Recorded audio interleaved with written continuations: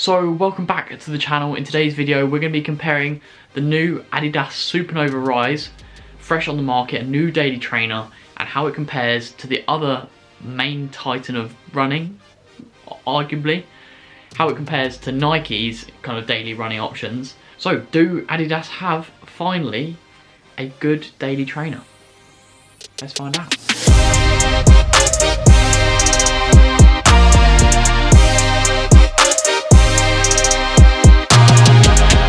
So in this video we're going to be comparing the Adidas Supernova Rise, the Nike Invincible 3, and then let me grab it, and the Nike Pegasus Turbo Next Nature. I did also think about including the Nike Pegasus 38, 39 maybe. Just for reference, I've run at least 100 miles in all three of these shoes.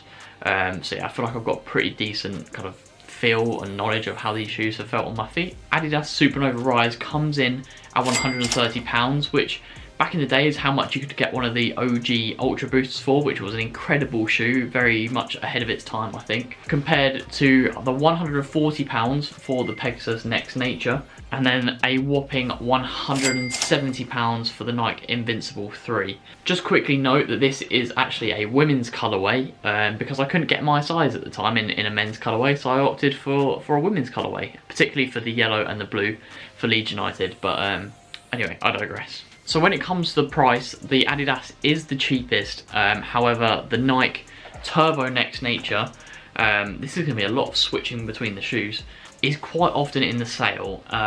So if you can get this for under £100, I think it's pretty good value for money. When it comes to the weight of the shoe, I've got a UK size 9 in each of these three models, and from lightest to heaviest, we've got 269 grams for the Nike Pegasus Next Nature. We've then got 277 grams, so only 8 grams heavier in the Adidas Supernova Rise. And then we've got a whopping 300 grams for the Nike Invincible Flyknit Run 3. These names, can we sort out the names? These are getting ridiculous. So again, really, it's a bit of a toss-up between these two in terms of being very, very similar when it comes to the weight. But then when you look at the drop of each shoe and the stack height of each shoe, that maybe explains a little bit more about the story of why this Invincible 3 is so much heavier.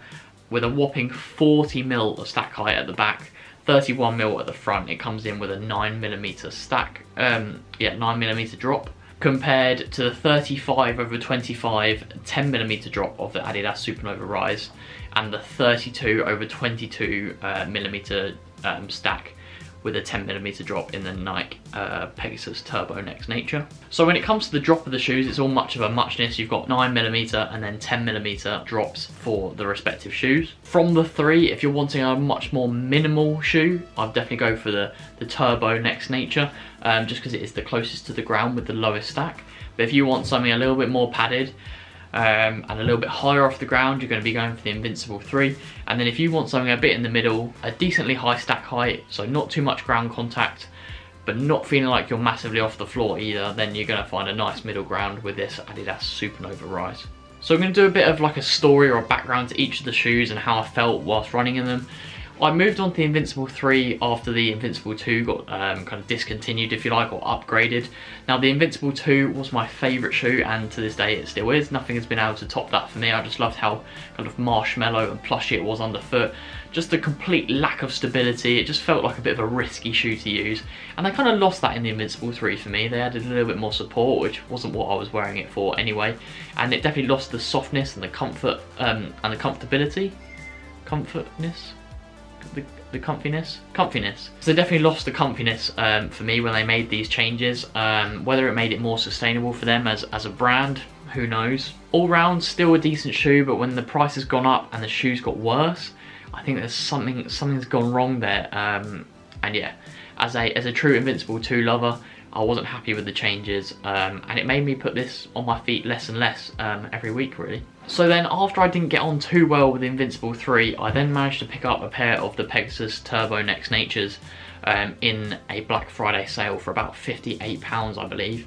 And initially I was pretty impressed with how they were, although they did come up quite a lot bigger than I expected, so I actually would have gone down half a size in these. So typically I'm a size 9 in everything, but for these I would have probably gone down to an 8.5. I think it would have fitted me a little bit better. So just be wary of that if you are picking up a pair of these out of the sale. Maybe go down half a size. So despite not liking the Invincible 3, I thought this might be a little bit more soft and plushy underfoot, like I liked with the Invincible 2. But I just found that I was really feeling the floor and the concrete underneath my feet as the run progressed. So my favourite distance to run tends to be between kind of that hour to 70-minute mark, that 10-11 miles. And yeah, I just found that towards the end I wasn't really enjoying the run so much, because especially in the cold, it felt like my feet were cold and then just get absolutely battered by that, like the feeling the concrete underfoot. So yeah, as much as it was a good bargain for the £58, would I be paying full price for this?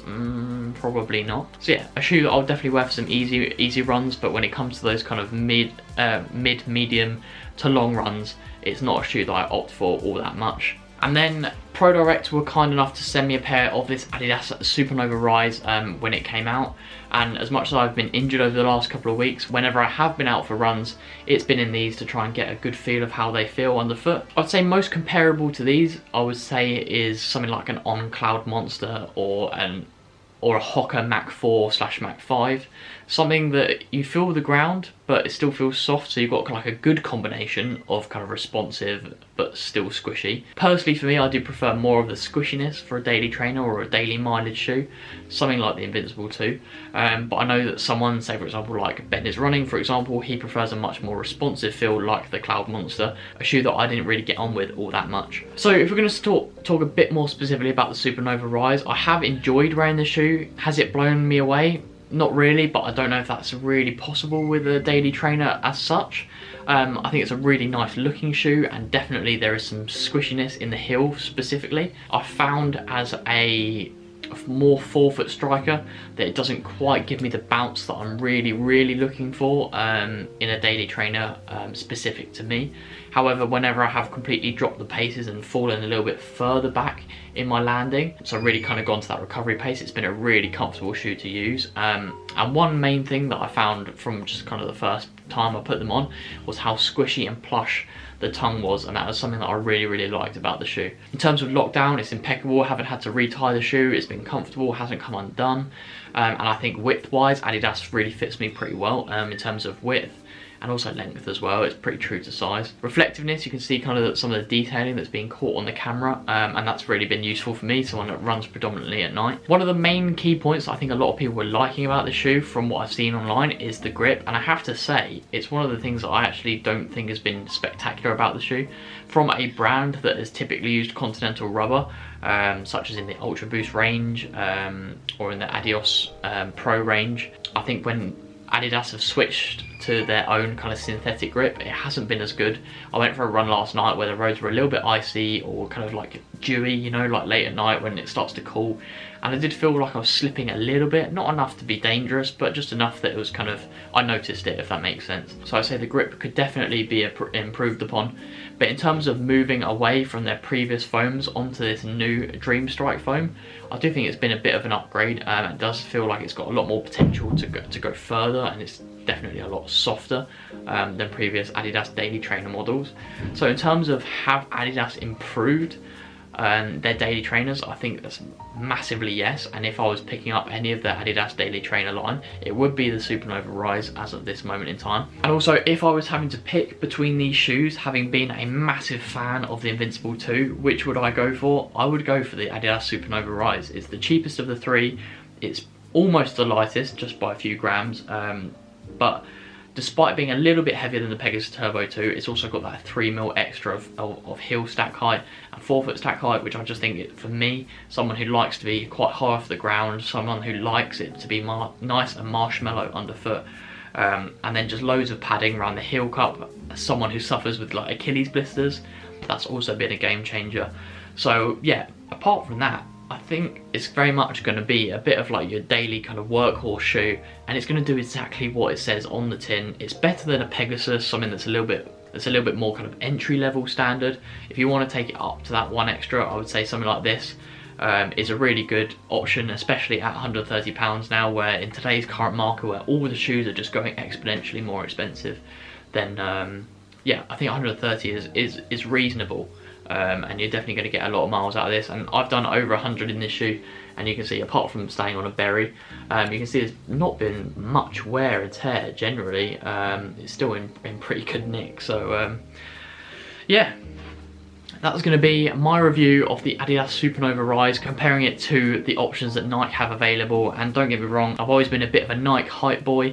I do like the swoosh, and I guess growing up, Nike had this certain value that other brands just didn't have. But definitely for the time being, step aside Nike, because yeah, the Adidas Supernova Rise, I'm a big fan. And yeah, if I had to choose between these, I would go for the Adidas. So, that's been my review. I hope you guys have enjoyed. I'm not the most technical shoe reviewer. I just kind of say how it feels underfoot, and comfortable is exactly what it is.